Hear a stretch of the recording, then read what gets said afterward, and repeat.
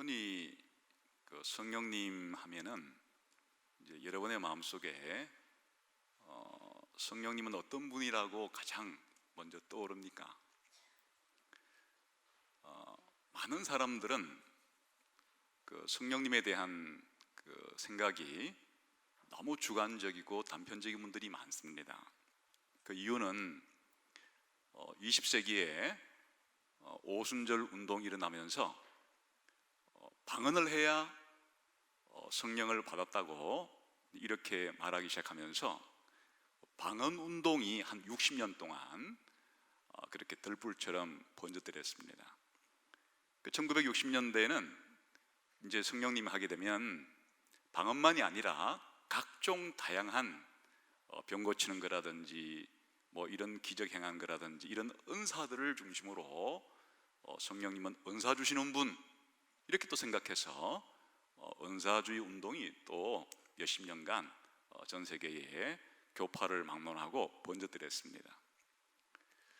90년대쯤에는 이제는 성령님 하게 되면 직통 계시를 주셔가지고 그냥 사소한 그런 개인적인 예언을 할 수 있도록 주시는 분, 그런 식으로 해서 예언 운동, 신사도 운동이라고 하는 그런 운동이 또 번지고 있습니다. 그런데 이런 생각들은 성령님을 너무 한 부분만, 너무 파편적이고 단편적으로만 그렇게 이해해서 신앙생활에 오히려 큰 지장을 주게 됩니다. 그런 면에서 오늘 우리가 함께 살펴보려고 하는 칼빈의 성령론은 굉장히 성경적이면서 체계적이면서 종합적이면서 우리의 신앙생활을 성령님이 어떤 신분이신가 하는 성령님의 인격과 성령님이 무슨 일을 하시는가 하는 성령님의 사역에 대해서 굉장히 포괄적으로 이해할 수 있도록 도와주고 있습니다. 그래서 이제 칼빈이 이번 주제에 보니까 칼빈주의 성령론 하게 되면 이 칼빈의 성령론이 사실은 기초가 돼가지고 그 후배들이 이런 칼빈의 성령론과 일치된 생각들을 가지고 더 발전시켜서 오늘날 우리가 성령님에 대한 이해를 가지고 있습니다. 근데 이제 이 칼빈의 성령론이 그러면 어디에 있는가 하면요, 칼빈이 책을 참 많이 썼어요. 그래서 칼빈 전집이 59권짜리인데 우리가 보통 쓰는 A4 용지 2단으로 해가지고 아주 작은 글씨로 그래 59권이니까 요즘 우리가 이렇게 큼직큼직하게 이렇게 편집하게 되면 한 200~300권이 넘는 아주 많은 책을 썼습니다. 그래서 기독교 강요라고 하는 조직신학 책도 쓰고 또 주석도 신약 성경은 요한 2, 3서와 요한계시록을 빼놓고는 다 주석을 썼습니다. 그리고 이제 구약 주석도 4분의 3 정도를 썼습니다. 설교도 한 4,000편 했는데 그 중에 받아 적은 것만 2,300편이고 지금 우리가 문서로 볼 수 있는 것만 해도 한 1,500편 정도가 되니까 상당한 분량이 됩니다. 거기다가 아주 수십 편의 논문과 작은 글을 쓰기도 하고요. 또 편지도 한 8,500통을 썼습니다.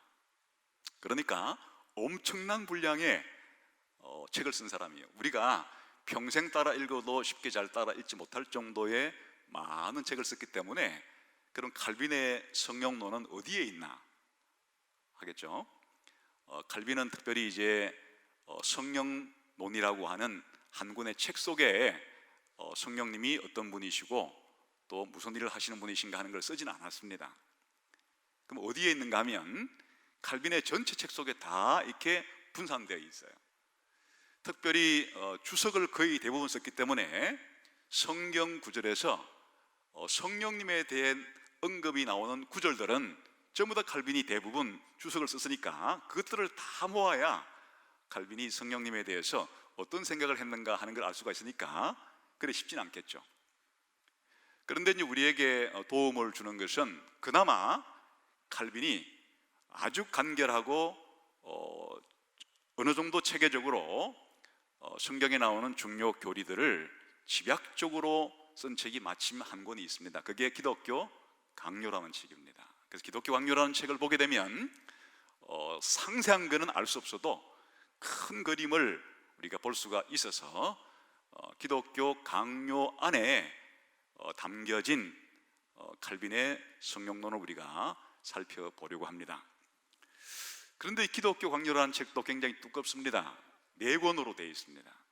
그래서 원래는 1536년에 한 권짜리 한 6장 정도의 아주 조그마한 소책자였는데 23년 동안 5번이나 계속 수정을 하면서 1559년 칼빈이 50살 때는 4권짜리, 그리고 전체 장수가 80장에 이르는 아주 방대한 그런 책으로 성경의 중요한 교리들을 그렇게 잘 체계적으로 정리를 해 놓았습니다.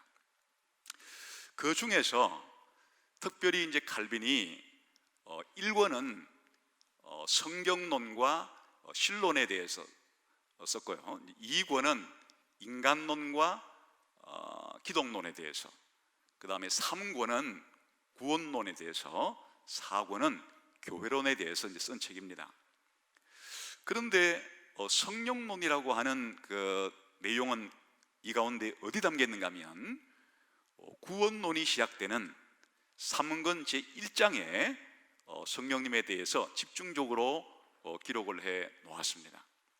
이게 이제 80장 가운데 그 3권 1장이라는 부분 속에 성령론이 담겨 있지만 사실은 기독교 강요 전권 속에 중요 주제마다 성령님과 관계가 안 돼 있는 내용이 없기 때문에 이제 성령론에 대한 이해도 기독교 강요 전체에 이렇게 분산되어 있습니다. 특별히 1권 성경을 공부할 때도 성령님에 대한 이해가 없이는 성경에 대한 이해를 할 수가 없죠.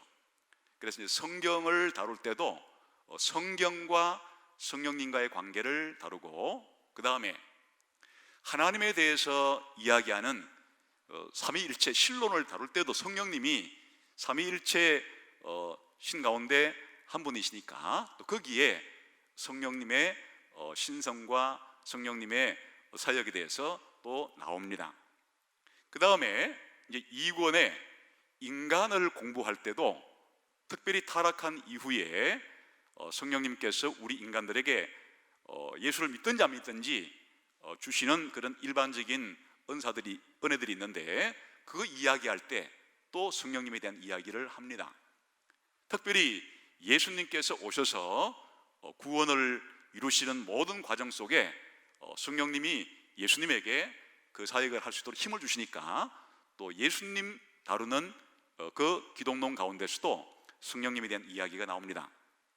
그리고 3권 전체 구원은 사실은 성령님이 우리 신자 한 사람 한 사람에게 그 구원을 적용시켜 주시는 것이니까 3권 전체가 성령론이라고 해도 틀리지 않은데 그 중에 이제 집중적으로 그 1장 부분에 그렇게 있다 그랬습니다. 그리고 4권 전체가 교회인데 바로 그 교회를 다룰 때도 성령님께서 교회를 세우시고 또 인도하시는 분이시기 때문에 거기에도 이야기를 하고 있습니다. 그래서 이제 이것들을 다 살펴봐야 되지만 오늘은 우리가 1시간 정도 짧게 살펴보는 시간이니까 일단은 기독교 강요 전체 속에 나와 있는 칼빈의 성령님에 대한 이해를 한번 개관해보고 이제 남은 시간 동안에는 3권 1장에 나오는 성령님의 가장 중요한 사역에 대해서 그렇게 한번 생각을 해보려고 합니다. 우선 칼빈이 생각하는 성령님은 무엇보다도 하나님이세요. 성부 하나님과 성자 하나님과 동등한 삼위일체 하나님 가운데 한 위격이시기 때문에 성령님을 생각할 때 우리들이 가장 먼저 생각해야 될 것은 성령님은 하나님이시다 하는 게 가장 중요한 것이에요. 그래서 하나님이 원래 성전에 거하시는데 칼빈은 우리 신자들 안에 누가 거하신다 그럽니까? 성령님이 우리 신자들 안에 거하심으로, 원래 하나님이 거하시는 곳이 성전인데 성령님께서 우리를 성전 삼으셔서 거하시니까 성령님은 누구시라는 얘기입니까? 하나님이라는 얘기예요. 또 아나니아와 삽비라 사건을 통해서 이 아나니아와 삽비라가 성령님께 거짓말을 했는데 곧 하나님께 거짓말을 한 것이라고, 그 성령님을 누구라고 부르는 것입니까? 하나님이라고 부르는 것입니다. 또 구약에서 선지자들이 만군의 여호와께서 말씀하시되 한 것을 신약 성경의 기자들은 성령께서 말씀하시되 그렇게 말했습니다. 그 성령님이 누구시란 얘기예요? 하나님이시란 얘기예요. 이렇게 무엇보다도 성령님을 생각할 때 아버지 하나님과 같이, 예수님과 같이 성령님도 하나님이시다 하는 것이 가장 중요한 생각이다, 그런 뜻이에요. 그렇기 때문에 성령님은 아버지 하나님이시나 또 완전한 하나님이신 예수님이 가지고 계신 신성을 성령님도 가지고 계세요. 그래서 우리 인간은 같은 시간 안에 여러 장소에 동시에 있을 수가 없지만 하나님은 같은 시간에 전 우주의 모든 곳에 동시에 계실 수가 있는, 편재할 수 있는 분이세요. 성령님도 편재한 분이세요. 또 하나님은 모든 것을 아시는 전지한 분이신데 성경은 성령님도 모든 것을 다 아시는 전지한 분이시다고 그래요. 하나님은 모든 것을 할 수 있으신 분이신데 성령님도 모든 것을 할 수 있는 분이라고 그래요. 그러니까 성령님께서는 하나님이라고 불릴 뿐만 아니라 하나님만이 할 수 있는 그런 속성을 가지고 계시다, 그런 뜻이에요. 그리고 원래 하나님께서 창조를 하시고 창조한 세상을 그렇게 잘 보존하고 다스리시지 성령님께서도 창조하시고 섭리하시니까 또 하나님께서 신자들에게 뭘 주세요? 영생을 주시고 또 신자들에게 구원을 주시는데 성령님께서도 신자들에게 바로 영생을 주시고 신자들을 거듭나게 하시고 구원을 주시는 등 성령님이 하시는 일 자체가 누가 하시는 일이라는 거예요? 하나님이 하시는 일을 하신다. 그래서 칼빈의 성령론 가운데 가장 먼저, 제일 먼저 우리가 알아야 할 사실은 성령님은 누구시라고요? 하나님이시고 다른 아버지 하나님과 신성을 가지신 예수님이 하시는 모든 일을 성령님도 동일하게 하시는 분이시다 하는 것이 일단 먼저 우리 마음속에 깊게 자리 잡아야 합니다. 그 다음에 성령님이 하시는 일은 뭘 하시는 분인가? 특별히 성경은, 여러분 성령님이 뭘 하시는 분 같으세요? 성령님이 하시는 일, 여러분 어떻게 신앙생활 하시면서 성령님이 도대체 뭘 하시는 분으로 생각하고 계세요?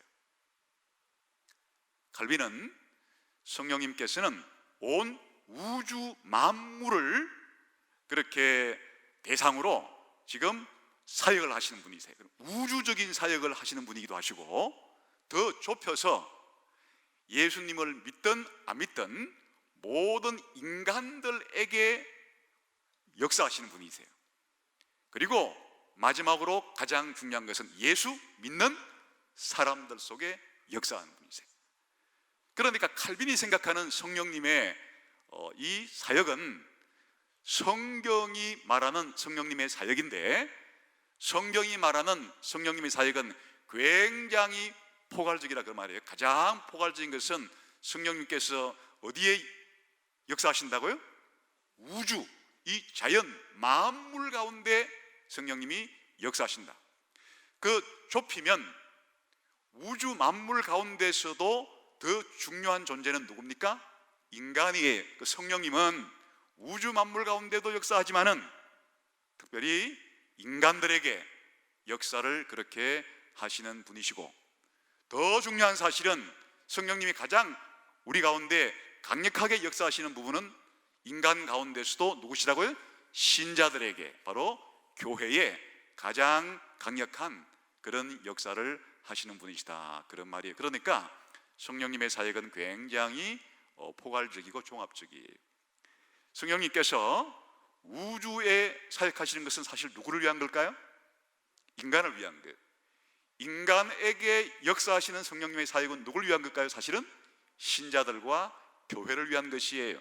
그렇게 칼빈이 생각하는 성령님의 사역은 굉장히 포괄적이고 종합적이다. 그런데 그러면 성령님께서는 이 우주의 자연 만물에 어떤 일을 하시는 것인가?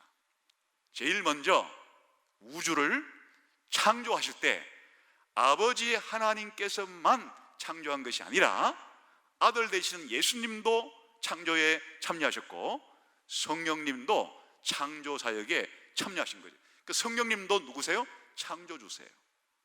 바로 이 우주 만물을 창조하시는데 성령님께서 우주 만물을 창조하신 분이시다.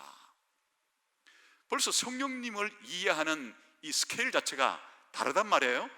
성령님은 우주 만물에 창조하실 때부터 관여를 하셨고, 또 우주 만물을 창조해 놓고 난 다음에는 내버려 두셨는가? 그게 아니고 하나님 성령님께서 이 우주를 창조한 다음에 우주가 잘 보존될 수 있도록 하시고 유지될 수 있도록 하시고 또 만드신 대로 작용을 잘 할 수 있도록 그렇게 다스리는 일을 섭리라고 부르지 않습니까? 성령님은 지금도 섭리하세요. 오늘도 우리 지구가 한 바퀴 자전을 하고 또 태양 주변으로 공전을 하는데 이게 저절로 되는 게 아니에요. 성령님께서 오늘도 지구가 자전하는 것과 공전하는 것에도 역사하신다. 오늘도 수많은 생명들이 탄생하고 수많은 생명들이 죽었는데 이 수많은 생명들의 탄생과 죽음에 성령님께서 관계를 맺고 계신다. 오늘도 여러분들이 머리 감을 때 몇 올씩 빠졌을 텐데 머리카락 빠지는 데까지도 성령님은 간섭하시는 분이시다. 성경이 그렇게 말하기 때문에 칼빈도 그렇게 성령님을 이해할 때 성령님은 이 우주의 창조와 우주를 다스리시고 보존하시고 유지하시는 섭리하시는 일을 하고 계신다, 그렇게 말합니다. 성령님은 대단히 넓은 사역을 관장하고 계시는 분이시다, 그렇게 생각하시면 되겠습니다.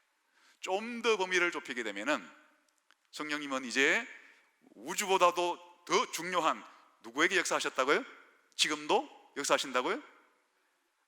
우리가 잘못 오해하게 되면 성령님은 예수님을 믿는 사람에게만 역사하시는 것으로 생각하는데 그건 비성경적인 생각이에요.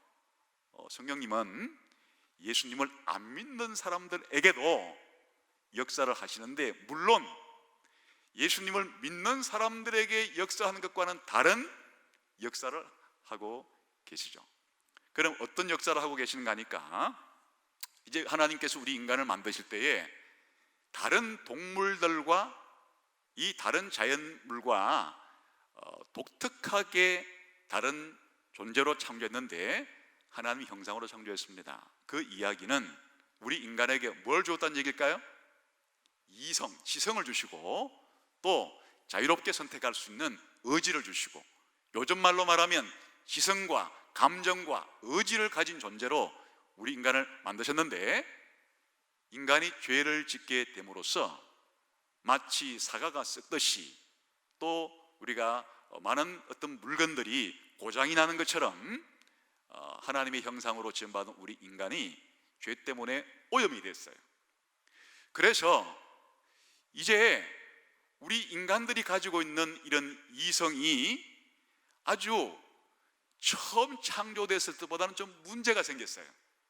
문제가 생겼는데 타락을 했다고 해서 완전히 이성을 없애버리진 않고 그대로 이성과 감정과 의지는 그대로 두셨거든요.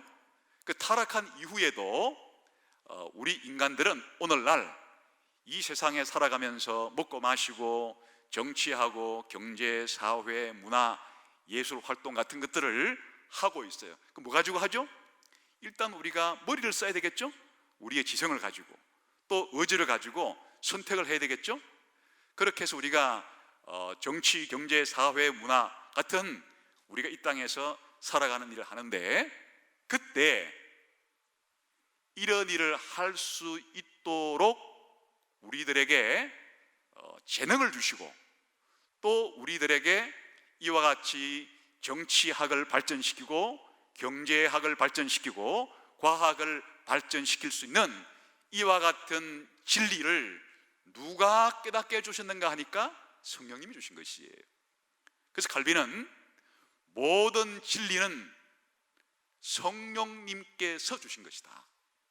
비록 불신자들이 이 물리의 법칙을 발견하고 화학의 법칙을 발견해서 이렇게 자동차를 만들어내고 비행기를 만들어내고 이렇게 전등불을 만들어내고 할 때 이 세상에 존재하는 그런 물질의 법칙, 물리의 법칙과 이런 물질이 변화되는 화학의 법칙 같은 것들을 우리가 깨달았단 말이죠. 깨달았는데 이 진리를 깨닫는 것은 누가 깨닫게 해줘야만 진리를 깨닫게 되는 거 아니까 성령님이 신자이건 불신자이건 이 세상을 살아갈 때 하나님이 만드신 이 피조물에 대한 원리와 진리를 깨달을 수 있도록 역사하시는 분이 바로 성령님이란 뜻이에요. 이것을 우리가 흔히 말할 때 일반 은혜라 그렇게 말할 수 있는데, 그 일반 은혜라는 것이 바로 이런 것이에요. 하나님이 만드신 이 세상을 연구해서 진리를 찾아낼 수 있는 그런 은혜를 누가 주시는가 하니까 성령님이 주신다는 얘기예요. 그러니까 지금 오늘날 지금 아담 이래로 비록 타락은 했지만 이 세상에 있는 불신자들이 발견해낸 하나님이 만드신 세상에 대한 모든 진리들이 그 사람들이 똑똑해서 그렇게 알아낸 것이 아니라 성령님께서 깨달을 수 있는 일반 은혜를 주지 않았으면 그렇게 깨달을 수가 없었다는 얘기예요. 그러니까 이 세상이 지금까지 일반적으로 발전되어 오는 데 있어서 성령님께서 신자이건 불신자이건 이 세상 살이에 필요한 진리를 깨달을 수 있도록 성령님이 은혜를 주신 것이다. 그래서 칼빈은 우리가 이런 법학이라든지 정치학이라든지 경제학이라든지 의학이라든지 이런 학문들을 무시하는 것은 누구를 무시하는 것인가 하니까 바로 하나님 성령님을 무시하는 것이다, 이렇게 말해요. 왜 이런 생각을 하게 됐을까요? 학문을 발전시키게 되는 것 자체가 성령님께서 주시는 그 일반적인 은혜가 없이는 불가능한 것이니까 학문을 무시하는 것 자체가 누굴 무시하는 거라고요? 성령님을 무시하는 행위가 되는 것이다, 이렇게 강력하게 말했습니다. 물론 타락한 지성을 가지고 하는 것이니까 일반 학문이 100% 옳은 것만 말하는 것이 아니에요. 일반 학문들이 많이 어두워진 지성을 가지고 하기 때문에 모두 끼어들 가능성이 있겠어요? 비진리, 잘못된 내용을 그렇게 할 수도 있기 때문에 한계는 있는 것이에요. 그리고 또 한 가지 한계가 있는데, 타락한 이성은 절대로 하나님을 알아서 구원받는 영적인 일을 분별하는 건 전혀 하지를 못해요. 그래서 칼빈이 이런 말을 했어요. 세상에 가장 뛰어난 철학자들, 학자들도 하나님을 알고 하나님을 사랑하고 하나님께 구원을 받고 하는 이런 영적인 일에 관해서는 두더지만도 못하다, 아니 두더지와 같은 수준이다, 이렇게 말했어요. 그 말이 무슨 말인지 알겠죠? 아까 성령님이 주시는 일반 은혜를 가지고 뭘 연구하는 데는 상당히 그 가능성이 있다고요? 세상살이하는 이 세상 학문을 발전시키는 데는 진리를 찾아낼 수가 있지만은 뭘 하는 데는 완전히 꽝이라고요? 영적인 문제, 하나님을 알아서 하나님의 은혜를 발견하고 하나님의 은혜를 누리고 하나님을 사랑하고 하는 이런 일은 전혀 하지를 못하지만, 그렇다 할지라도 성령님께서 역사하시는 굉장히 중요한 사역 가운데 하나는 지금도 뭘 하시는 거라고요? 일반 불신자일지라도 일반 은혜를 주셔서, 또 우리가 태어나는 아이들을 보게 되면 여러분도 마찬가지지만 다른 사람보다는 재능이 남다르죠. 어떤 사람은 노래를 잘하고, 어떤 사람은 그림을 잘 그리고, 어떤 사람은 기억력이 좋고, 어떤 사람은 아주 달리기를 잘하고, 이렇게 사람마다 각각 다른 사람보다 더 뛰어난 재능을 가지고 자기가 하는 일을 하고 있는데, 그 남들보다 뛰어난 재능을 누가 주셨는가? 성령님이 주셨다고 하는 거예요. 그래서 이제 우리가 이 세상살이를 할 때 모든 불신자들이 각각 다른 사람보다도 남다른 그런 재능과 그런 은사를 가진 부분들도 자기가 그것을 만들어낸 게 아니고 성령님이 그들에게 주신 것이다. 그래서 이렇게 성령님은 지금도 불신자들에게도 뭐 하신다고요? 역사하고 계세요. 그러나 성령님께서 불신자들에게는 뭘 주지는 않으시죠? 구원을 주지는 않으세요. 그래서 이제 세 번째, 성령님의 가장 중요하고도 가장 강력한 사역은 누구에게 하는 사역이라고요? 신자, 우리 신자에게 하는 사역이 성령님께서 하시는 사역 가운데 성경에 가장 많이 기록된 거예요. 지금 아까 말한 우주적인 사역과 인간에 대한 사역은 아주 부분적으로만 소개를 했지만, 거의 쉽게 말하면 거의 한 99% 정도는 뭐에 대한 사역인가 하니까 성령님이 누구한테 하는 사역? 신자들에게, 집단적으로 말하면 교회에게 하는 사역을 그렇게 기록을 해 놓았습니다. 그래서 칼빈도 이제 성령님이 이렇게 신자들과 교회에게 하는 사역을 가장 많이 기록을 해요. 성경이 그렇게 가장 많이 기록했으니까 그렇죠. 그래서 성령님께서 신자들에게 하는 사역은 그럼 뭔가? 일단 여러분, 우리가 하나님을 알게 되고 예수님 알게 되고 구원과 영생 알게 되고 전부 다 오늘날 믿고 있는 것은 뭘 통해 믿고 있습니까? 성경을 통해서. 이 성경을 기록하게 하신 분이 누구예요? 성령님이세요. 그래, 성경은 성령님의 영감으로 기록된 책이에요. 바울로 하여금 로마서를 쓰게 한 분이 성령님이에요. 마태로 하여금 마태복음을 쓰게 하신 분이 성령님이에요. 그러니까 이 쓰기는 마태가 쓰고 바울이 쓰고 모세가 썼지만, 모세에게, 이사야에게, 마태에게, 바울에게 이 말씀을 오류 없이 기록할 수 있도록 영감을 주신 분이 누구시라고요? 성령님이에요. 그러니까 성경 자체가 성령님께서 영감을 주어서 기록한 책이에요. 그리고 말이죠, 성경을 하나님의 말씀이라고 믿게 하신 분이 누구예요? 성령님이에요. 사실은 우리가 일반 예수님을 안 믿는 사람들에게 가서 성경이 하나님 말씀이라고 믿으라고 하면 믿습니까? 안 믿습니까? 안 믿어요. 아니, 왜 안 믿죠? 보세요. 성경의 내용은 하나님이 아니면 도저히 알 수 없는 그런 내용들로 가득 들어차 있습니다. 그리고 성경은 구약성경과 신약성경이, 또 신약성경 전체가 얼마나 조화를 이루고 있는지, 하나님이 아니면 이런 식의 일치와 조화를 도저히 생길 수가 없는 겁니다. 성경을 읽어보면 다른 책과는 달리 하나님의 말씀이라는 게 분명히 느껴질 정도로 성경의 문체라든지 성경의 곳곳에 하나님의 어떠한 특징이 있습니다. 예를 들면 한 4살짜리가 말하는 거하고 대학생이 말하는 거하고 그 분야의 전문가가 말하는 것은 딱 들어보면, 전문가가 말할 때는 무슨 냄새가 납니까?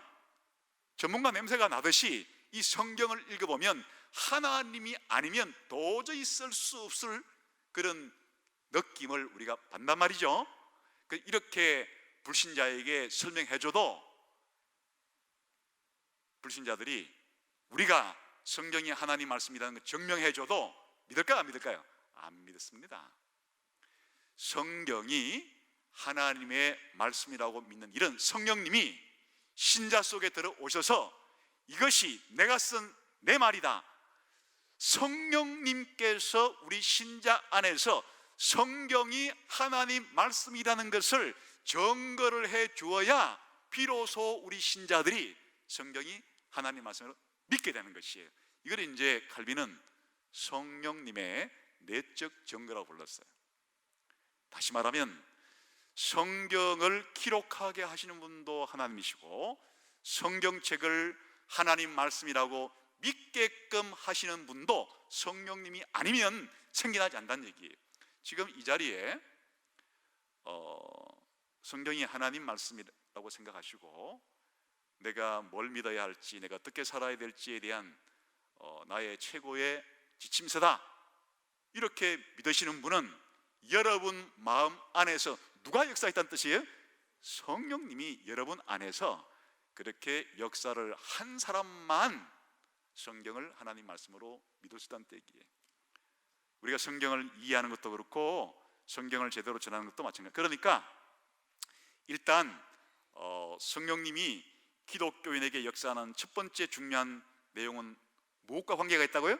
성경과, 성경을 기록하게 하고 성경을 하나님 말씀으로 믿게 하고 성경을 이해하게 하고 성경을 전하게 하는 일을 성령님께서 하게 하신다. 두 번째, 특별히 우리가 구원을 받으려고 하면 우리가 구원받는 데 필요한 모든 일을 누가 다 했습니까? 예수님이 했어요. 그래서 예수님께서 이 땅에 오셔서 태어나시고 또 30년 동안 공생애하기 전에 사셨다가 약 3년 동안 하나님 말씀을 전하시고 기적을 행하시고 십자가에 죽으시고 부활하시고 성천하시고 하나님 보좌 우편에 앉으시고 이 일을 하심으로 우리 죄도 용서할 수 있는 근거도 예수님이 만들어주시고 우리가 영생을 얻을 수 있는 모든 기초도 예수님이 해주셨는데, 예수님 이 땅에 태어나실 때 마리아에게 잉태하실 때 누가 잉태하게 하신 거예요? 성령님께서. 예수님께서 어릴 때 자랄 때 지혜와 키가 자람으로써 하나님과 사람 앞에 사랑스럽게 자랄 수 있도록 하신 분이 누구세요? 성령님이에요. 예수님께서 하나님 말씀을 선포할 때 누구의 능력으로 선포했어요? 성령의 능력으로. 예수님께서 병자들을 고치고 죽은 자들을 살려내실 때 누구의 능력으로 하셨다 그랬어요? 성령의 능력으로. 그리고 예수님이 십자가에 죽으실 때 성령께서 예수님이 그 일을 잘 감당할 수 있도록 힘주시고, 예수님께서 부활하실 때 성령님께서 부활할 수 있는 힘을 주시고, 그러니까 예수님이 이 땅에 태어날 때부터 사시고 죽으시고 부활하시고 성천하시는 예수님이 행하시는 모든 일을 행하실 때 우리의 중보자로서, 우리의 구원자로서 예수님이 그 사역을 확실하게 할 수 있도록 해주신 분이 누구시라고요? 성령님이세요. 그러니까 성령님께서 하시는 사역은 예수님의 사역과 직결되어 있는 거예요. 그리고 이제 성령님께서 예수님에게만 그렇게 사역하신 것이 아니라 이번에는 예수님께서 하나님 보좌 우편에 올라가신 이후에 예수님이 우리를 구원하기 위해서 누구를 우리 신자에게 보내주셨습니까? 성령님을. 이제는 예수님이 예수 믿는 우리들에게 성령님을 보내주시는 것이에요. 그래서 성령님이 하시는 사역은 누구의 보냄을 받고, 하나님 아버지의 보냄도 받지만 더 구체적으로 누구의 보냄을 받고요? 예수님의 보냄을 받아서 누구 안에 들어가셔서 예수 믿는 사람 안에 그렇게 내주하시면서 구원에 필요한 모든 것을 우리들에게 주신다. 뭘 주세요? 일단 우리에게 믿게 하시고, 우리를 거듭나게 하시고, 우리를 어렵다 하시고, 우리를 거룩하게 하시고, 장차 우리를 부활시켜서 영광스럽게 하시는 이 모든 일을 누가 하시는 일이라고요? 성령님이 하시는 일이에요. 그리고 우리 개인에게만 그렇게 역사하시는 분이 아니라 교회에게도 역사하시는데, 우리가 교회가 유지되려고 하면 교회 안에 직분자들이 있어야 되겠죠? 많은 직분자가 필요한데 그 중에서도 가장 중요한 직분자는 교회에서 뭘 전하는 사역자들이에요? 말씀을 전하는 사역자들인데, 이렇게 성경에 나오는 장로와 또 집사와 감독과 오늘날로 말하면 각종 직분자들을 교회에 세우시고 그 직분자들에게 그 직분을 잘 감당할 수 있는 은사를 주시는 분이 누구세요? 성령님이에요. 성령님이 각자에게 맞는 은사를 배분해 주셔서 교회 안에 모든 직분자들이 직분을 잘 감당할 수 있는 것은 자신이 똑똑해서가 아니라 성령님께서 각자에게 배분해 준 그 은사를 가지고 교회가 이 모양 저 모양 누구를 통해서 교회를 섬기는 직분자들을 통해서 이렇게 교회가 유지되고 성장되고 발전되고 있기 때문에 이 교회의 모든 직분자들에게 이런 은사를 주시는 분이 누구시라고요? 성령님이시다. 그리고 예수님이 지금 어디 계세요? 여러분 마음 안에 계신다고요? 그리고 하나님 보좌우편에 누가 계세요 지금? 부활하신 예수님은 우리 인간의 완전한 인간이시니까 부활한 예수님의 몸도 부활한 몸이긴 하지만 인간의 몸이에요. 그 인간의 몸 자체는 동시에 여러 곳에 있을 수 있는 것이 아니에요. 예수님의 신성이야 아버지 하나님과 성령님처럼 온 우주에 있을 수 있다고 말하지만 예수님께서 완전한 인간이 되신 이후에 인성을 가지신 예수님은 동시에 여러 곳에 있을 수가 없습니다. 지금 어디 계신다고요? 이 순간에 하나님 보좌 우편에 계셔서 장차 재림할 때 어디서부터 오시는 거예요? 하나님 보좌 우편 거기서부터 재림하러 오시는 거예요. 그런데 성경은 말하기를 우리가 믿음으로 예수님이 어디 안에 계실 수가 있다고요? 마음 안에. 그리고 성찬식을 할 때 예수님은 성찬식을 할 때 성찬식을 하는 교회 가운데 함께 계시겠다고 그랬는데 어떤 방식으로 신자 개인에게 예수님이 내주하시고 교회가 예배 드릴 때 지금 이와 같은 우리가 예배를 드릴 때 또 강의를 들을 때 성찬식을 할 때 예수님이 우리와 함께 하시는데 어떤 식으로 한다는 거예요? 성령님을 통해서 우리와 함께 하시는 것이에요. 여러분 이렇게 보니까 성령님이 하시는 일이 엄청나죠? 성령님께서 온 우주를 창조하고 지금도 관리하고 계시고 예수 믿든 안 믿든 예수 안 믿는 사람들에게도 태어날 때부터 뭘 주신다고요? 은사를 주시고 지성을 주시고 진리를 깨닫게 하시고 살아갈 수 있는 힘을 주시고 더 엄청난 일은 예수 믿는 사람 안에 들어오셔서 구원을 주시고 지금 교회에 뭘 주신다고요? 직분자들을 세워서 은사를 주셔서 교회가 유지되게 하시고 심지어 성도 한 사람 한 사람에게 예수님이 내주하시는 것과 예수님이 교회 공동체 안에 그렇게 예배 드릴 때 함께 하시는 일도 누구를 통해서 다 이루어지는 일이라고요? 성령님을 통해서. 이게 칼빈의 성령론이에요.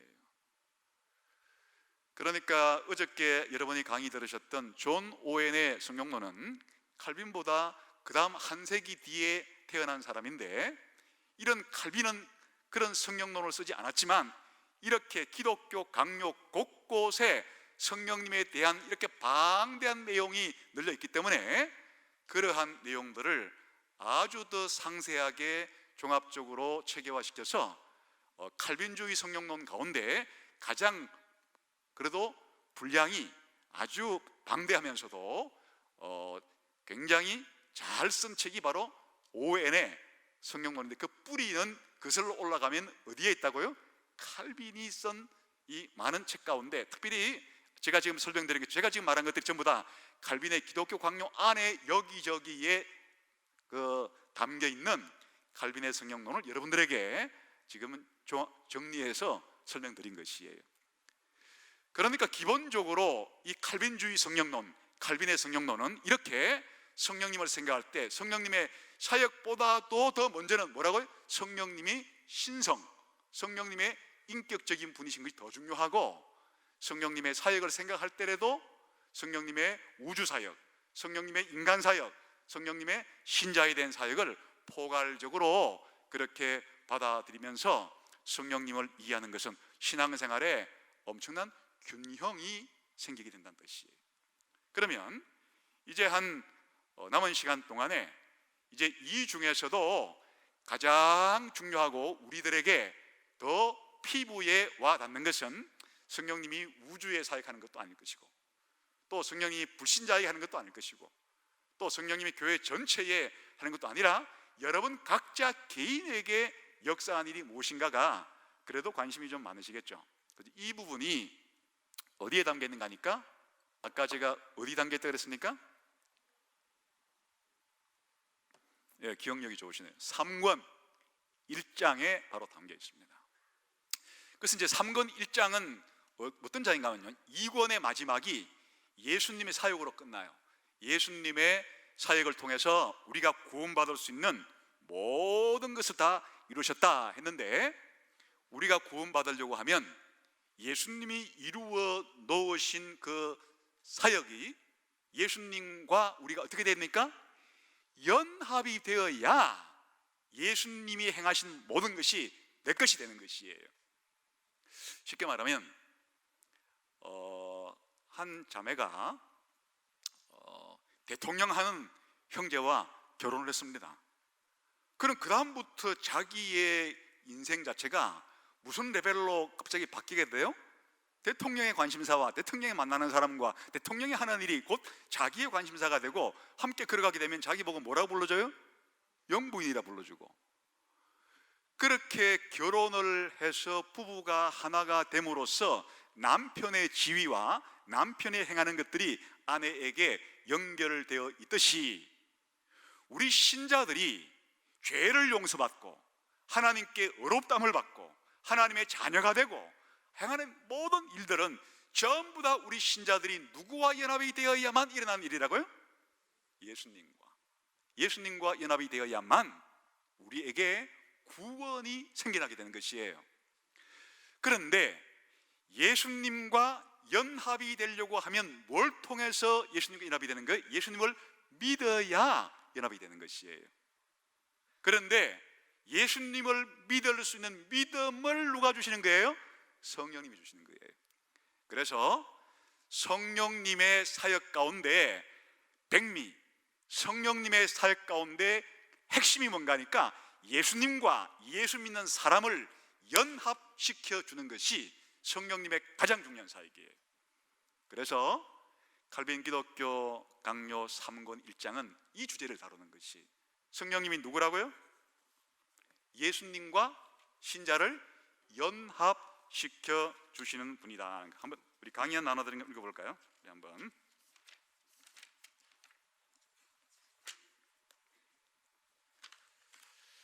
페이지를 20페이지를 한번 보겠습니다. 자, 우선 그리스도의 구원을 우리가 받는 방법, 칼빈이 말하는 걸 한번 우리가 보기 위해서 본 겁니다. 읽읍시다. 시작. 이제 우리는 아버지 하나님께서 자신의 독생자에게 베푸신 복들, 곧 그리스도가 자기를 위해서가 아니라 불쌍하고 가련한 사람들을 풍성하게 하기 위해 아버지께로부터 받은 복들을 우리가 어떤 방식으로 소유하게 되는지를 살펴보. 이게 이제 3권 1장의 첫 단락이에요.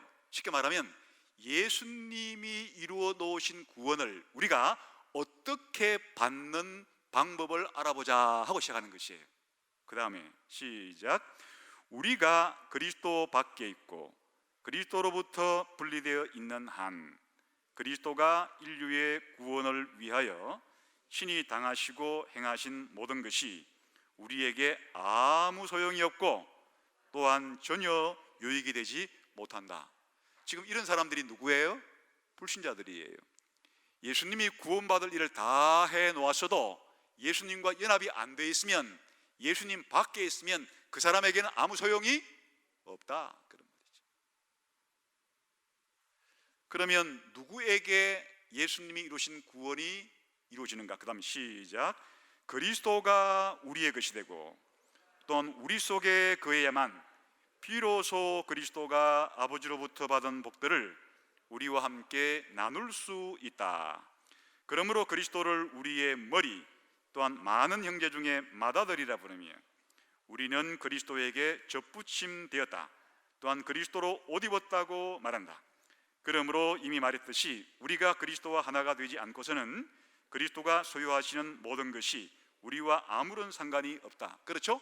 모든 복은 누구와 연합되어야 된다고요? 그리스도가 우리 안에, 우리가 그리스도 안에.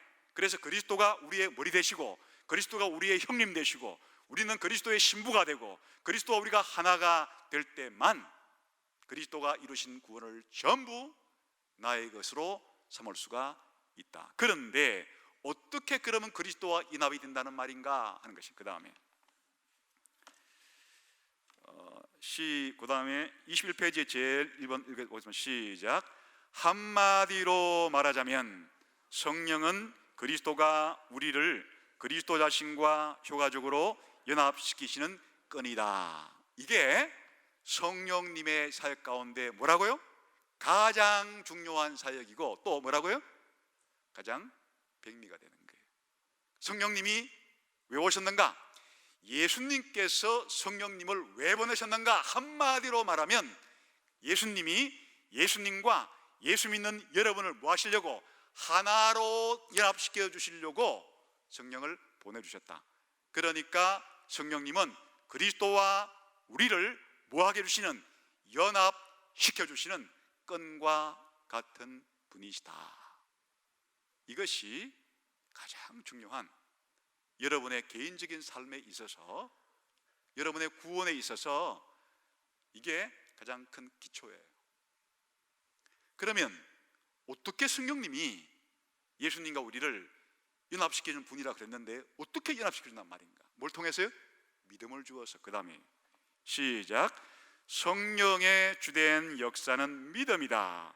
따라서 성령의 능력과 역사를 표현하는 일상적인 용어들은 주로 믿음과 관련이 있다. 왜냐하면 오직 믿음을 통해서만 성령이 우리를 복음의 빛으로 인도하기 때문이다. 그래서 성령님이 행하는 많은 사역 가운데 여러분에게 뭘 주신 것이 제일 중요한 사역이라고요? 믿음을 주신 것이 성령님의 가장 위대한 사역이에요. 여러분에게 믿음을 주어야만 그 믿음을 가지고 누구와 연합될 수 있다고요? 그리스도와 연합될 수 있고, 그리스도와 연합이 되어야 그리스도께로부터 우리가 죄도 용서받고 의롭다 함도 받고 거룩하게 해도 되고 하나님의 자녀도 되고 모든 것이 되어서 우리가 장차 부활하에 영화롭게 되는 것까지가 전부 다 누구와 연합됐기 때문에 오는 복이라고요? 예수님과 연합되기 때문에 오는 복인데, 이렇게 되려고 그러면 믿음이 필요한데 이 믿음을 주신 것이 바로 성령님이시다. 이렇게 지금 말하고 있는 것이에요. 그럼 믿음이 뭔가? 2장에 가서 이제 칼빈은 방금 성령님의 가장 중요한 사역이 우리 신자들에게 믿음 주는 거기 때문에 이제 2장에 가서는 믿음이란 무엇인가 하고 이제 설명을 해 나가는 거예요. 여러분, 여러분을 뭐라고 부릅니까? 예수 믿는 사람이라 그러죠. 그러니까 여러분 교회 오고 난 다음에도 여러분이 그냥 예수 믿는 사람이에요. 그 믿는다는 말이 무슨 말이에요? 또 나가서 전도할 때 어떻게 전도하면 예수 믿으세요라고 말해요. 근데 그 사람이 말하기를 예수 믿는 게 뭐예요? 이렇게 믿음이 뭐예요? 물어보면 이런 뭐라고 대답하시겠어요? 그냥 믿는 거지 뭐 이렇게 할게? 따지고 자시고 할 것이 믿어 그냥 이렇게 말할까요? 그래서 칼빈이 이제 3권 2장에 가서 믿음을 설명하는데 칼빈은 이렇게 믿음을 정의했어요. 우리 한번 3권 2장 7절에 나오는 부분인데요. 믿음의 정의 읽어봅시다. 시작. 믿음에 대한 올바른 정의를 내리자면 믿음은 우리를 향하신 하나님의 선하심을 아는 확고하고도 분명한 지식으로서 그리스도 안에서 값없이 주신 약속의 진리에 근거하는 것이며 성령으로 말미암아 우리의 지성에 계시되고 우리의 마음에 인쳐진 것이다. 이게 칼빈이 내린 믿음에 대한 정의인데요, 저는 아직까지도 칼빈이 내린 이 믿음에 대한 정의보다도 더 간결하면서도 더 하나도 빠짐이 없이 정확하게 정의를 내린 것을 아직은 보지를 못했어요. 뭐가 그렇게 믿음의 정의를 잘 내렸단 말이에요? 여기에 믿음의 3가지의 특징이 담겨 있어요. 첫 번째는 믿음은 전인적인 것이라는 거예요. 전인적이라는 얘기는 뭔가 하니까 우리 인간의 마음이 뭐로 구성되어 있다고요? 우리 인간의 영혼이 지성과 감정과 의지로 되어 있는데, 믿는다고 하는 것은 무엇이 작동되어야 되겠어요? 우리의 지성도 작동돼야 되고 우리의 감정도 개입돼야 되고 우리의 의지도 포함돼요. 다시 말하면 믿음은 단순히 머리로만 아는 게 아니고 머리로는 이해하고 감정으로는 받아들이고 그리고 의지로는 그리스도께 나 자신을 맡기는 이와 같이 전인적인 특징을 가져야 그게 참 믿음이라는 거예요. 그런데 사단도 예수님이 인류의 구세주요 하나님의 아들이라는 것을 알겠어 모르겠어요? 알죠. 그러나 그리스도에 대한 믿음은 없어요. 자신을 의탁하지 않고 그걸 동의하지 않아요. 다시 말하면 여기서 그럼 칼빈이 어떻게 했다고요? 믿음은 우리를 향하신 하나님의 선하심을 아는 확고하고도 분명한 지식이란 말이 바로 전인적이란 말이에요. 일단 지식이니까 지식은 뭘 가지고 하는 것이에요? 우리의 지성 가지고 하는 거예요. 근데 확고한 지식이란 말은 우리가 아는 지식을 받아들이고 확신하고 우리가 그 가진 믿음에 내 자신을 의탁하는 것은 우리의 머리만 가지고 되는 게 아니고 우리의 감정과 의지도 여기에 개입되어야 되는 거예요. 그래서 믿음을 확고한 지식이라고 부르는 것 자체가 믿음은 전인적인 지정의를 포함하는 것이다 라고 하는 의미예요. 그 다음에 믿는다고 할 때는 무엇을 믿는가 하는 믿음의 대상이 있죠. 그리고 어떻게 믿는가 하는 믿음의 주체가 있죠. 그래서 그 다음에 여러분 우리가 구원받는 믿음은 뭘 대상으로 하는 거예요? 나는 내가 신이다 이렇게 믿으면 이게 구원받을 수 있는 믿음이에요? 지금 자기가 믿는 게 자기 자신이 신이래요. 또 이 세상에 하나님은 없다 무신론을 믿는데요. 이것도 다 믿음이죠. 이 세상에 모든 사람 가운데 믿음이 없는 사람은 없어요. 뭐가 다를 뿐이에요? 믿음의 대상이 다를 뿐인데 구원받도록 하는 믿음의 대상은 누구예요? 여기 해놨잖아요. 칼빈이 그리스도 안에서 값없이 주신 약속의 진리의 근간. 여기 약속은 누구 약속이에요? 하나님의 약속이에요. 그런데 하나님의 약속이 누구 안에 있는 약속이라고요? 그리스도 안에 있는 약속. 이 얘기는 쉽게 풀어주면 하나님이 약속을 했는데 누구를 약속을 해주는 거니까 그리스도를 약속해 줬다는 얘기예요. 뭐 하면 구원받는다고? 그리스도를 믿으면 구원받는다는 약속을 해줬으니까 이거 믿는 것이에요. 믿음이라는 것이.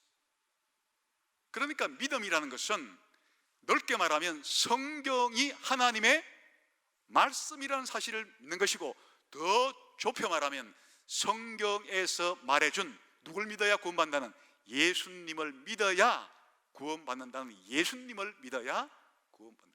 그러니까 믿음의 대상은 누구라고? 넓게 말하면 하나님의 말씀이고, 좁게 말하면 하나님 말씀에 약속된 예수님이 우리 믿음의 대상이다, 그런 말이에요.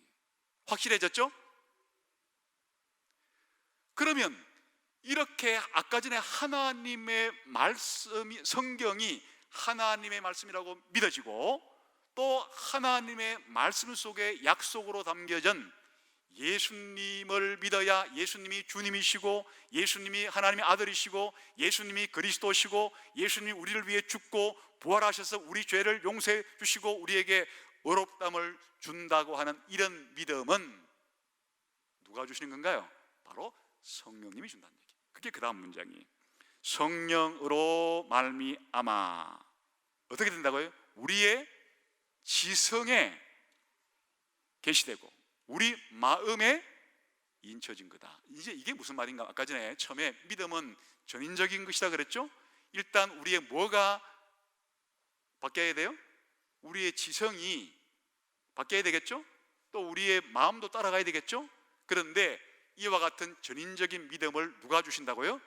성령님이 주시는데, 먼저는 우리의 지성에 성경이 하나님 말씀이라는 것과 예수 믿어야 구원받는 것을 뭐 해주신다고요? 알려주시고, 쉽게 말하면 계시해 주시고 이해시켜 주시고, 이렇게 해서만이 아니고 그 다음에는 우리의 마음은 여기에 오늘날 감정과 의지를 다 포함하는 말이에요. 우리의 마음에 이 지식을 뭐 해주신다고요? 확실하게 여기에 인친다는 얘기가 확신을 주신다, 그런 얘기예요. 이런 뜻입니다. 여러분, 불신자들에게 가서도 제가 이거 설명할 수 있어요. 제가 여러분에게 설명하듯이 기독교의 성령님은 이런 분이시다 설명할 수 있고, 또 예수님께서 십자가에 죽은 죽음이 예수 믿을 사람들의 죄값을 대신해 죽은 것이고, 예수 믿을 사람들에게 영생을 주기 위해서 예수 믿는 사람들 대신으로 하나님께 순종해 준 것이기 때문에 그 예수님의 공로로 지옥도 안 가고 천국 간다 설명을 해주면 무엇까지는 할 수 있는 거 아닙니까? 이해까지는 가능해요. 성령님이 주시는 일반적인 은총에 의해서도 머리가 있으면 IQ가 두 자리, 한 자리만 아니면, 두 자리 이하 아니면 예수님에 대한 복음을 설명을 해주면 불신자들도 복음을 뭐까지는 할 수 있다고요? 그게 무슨 말인지 이해까지는 하는데 뭘 안 해요? 그거를 받아들이질 않고 그걸 오히려 더 반대해요. 그리고 예수 믿는 사람들을 조롱해요. 반대하고 조롱하려고 그러면 뭐가 일어나야 반대도 할 수 있고 조롱도 할 수 있어요? 이해를 해야 반대도 할 수, 조롱할 수 있는 거예요. 예수님께서 당시에 유대인들에게 아버지와 나는 하나다, 이렇게 아버지와 내가 하나이므로 내가 바로 신적인 하나님의 아들이고 존재다 말했을 때 유대인들이 그 말을 알아들었어요? 못 알아들었어요? 알아듣고서 예수님을 죽이려고 한 거예요. 왜? 이 말인 즉슨 자기를 하나님이라고 하는구나. 다시 말하면 성령님이 우리에게 믿음을 주시는 과정은 우리 신자들에게는 먼저 우리의 지성에 예수님을 믿어야만 구원받는다는 이 놀라운 진리를 무하게 해주시고 계시해 준다는 얘기 자체가 깨닫게 해주고 이해해 준 다음에, 그 다음에는 우리 마음속에다가 그 내가 이해한 내용을 확실히 뭐 할 수 있도록, 확신할 수 있도록 쾅쾅쾅 하고 내 마음속에 뭘 찍어준다고요? 도장을 찍어주신다. 도장 찍어준다는 말이 확신시켜준다는 얘기예요. 이렇게 해서 신자들에게는 뭐가 생긴다고요? 믿음이 생긴단 말이에요. 이 믿음을 가지고 예수님을 믿을 때 그렇게 연합이 되어서 온갖 구원들을 다, 구원의 모든 내용들을 다 받을 수 있게 된다. 그러므로 여러분, 오늘 이 자리에 계신 여러분들이 하나님께 받은 최고의 선물은 뭐예요? 성령님께 받은 최고의 선물은 뭐예요? 그렇죠, 예수님을 믿을 수 있는 믿음을 여러분에게 주신 것이, 여러분 주변에 있는 사람 손만 얹으면 당장 죽은 사람도 벌떡 일어나게 하는 그런 치유의 은사를 혹시 성령님께서 많이 줄 수도 있다면, 그거 받는 것보다도 그런 게 있어도 그런 은사 가지고 여러분에게 믿음을 주거나 다른 사람에게 믿음을 줄 수 있어요? 불가능한 일이에요. 그런데 우리가 예수님 믿어서 지옥 가지 않고 천국 가는, 우리가 예수님 믿어서 하나님의 자녀가 되고 하나님의 백성이 되고 예수님의 신부가 되고 우리가 장차 부활하게 되고 영원한 이 엄청난 구원의 복들을 받기 위해서는 우리가 예수님과 어떻게 돼야 되는데요? 연합이 돼야 되는데, 예수님을 믿어야 연합이 되는데, 이 믿음을 주신 것이 성령님이 한 개인에게 줄 수 있는 최대의 가장 엄청난 그런 은사이고 은혜이고 복인데, 여러분이 만일 오늘 이 자리에 계신 분들이 예수님을 믿는 믿음을 가지고 있다 그러면 여러분들은 성령님께서 주시는 최고의 선물을 지금 받아 가지고 계신 분들이다, 그런 얘기. 이 믿음 때문에 여러분은 예수님과 하나가 됐고, 예수님이 여러분 안에 계시고 여러분이 예수님 안에 계시고, 또 장차 여러분이 이 땅을 떠날 때 혹시 여러분의 몸은 흙으로 돌아갈 수 있겠지만 장차 예수님 부활할 때 여러분의 몸을 죽은 자 가운데서 일으키시는 것은 누가 일으키신다고요? 성령님이 일으키신 거예요. 하나님이 일으킨다고 말하지만 구체적으로 성령님께서 여러분을 부활시키셔서 영원한 새하늘과 새 땅, 영원한 천국에서 영원한 영생을 누리도록 하시는 이 일은 무엇으로부터 시작됩니까? 우리들에게 믿음을 주시는 일로부터 시작되는 것이에요. 그리고 믿음을 처음 준 것으로 끝내는 게 아니고 계속해서 우리의 믿음을 자라게 하시고 성장하면서 믿음이 강해지게 하시고 우리의 믿음이 더 순수하게 만들어주시는 분도 누구시라고요? 성령님이에요. 뭘 통해서? 성경 읽을 때, 설교 들을 때, 성찬식 할 때, 예배 드릴 때, 기도할 때 이와 같은 은혜의 수단을 사용해서 이런 여러 가지의 수단을 통해서 우리의 믿음을 정진시키고 강화시키고 성장시키는 분도 누구시라고요? 성령님이에요. 그러니까 성령님의 하시는 일은 우리에게 믿음을 주실 뿐 아니라 이 믿음을 계속 언제까지 가지고 갈 수 있도록, 여러분이 죽을 때까지 가지고 갈 수 있도록, 죽고 난 다음에는 버릴까요? 영원 무궁토록 그렇게 가지게 해 주시는 분이 누구시라고요? 성령님이시다. 이제 이것이 칼빈이 기도 강요를 쓸 때 3권 1장에 집중적으로 쓴 부분이에요. 사실 여기에 모든 비밀이 다 있죠. 그 앞에 있는 것들은 그냥 서론이라고 생각하시고 가장 중요한 것은 예수님이 하나님 보좌편에 올라가셔서 성령님을 이 세상에 보내주신 목적이 성령님을 보내서 신자들과 자기를 뭐하게? 연합해서 자신이 이루신 모든 구원을 다 주시려고 그렇게 보내신 것이므로 성령님 할 때 이제는 앞으로는 성령님이 생각하시면 무슨 방언의 은사를 주시고 무슨 병 고치는 은사를 주시고 무슨 예언의 은사 같은 이런 게 아니라 성령님이 하시는, 왜 이 땅에 오셨는가?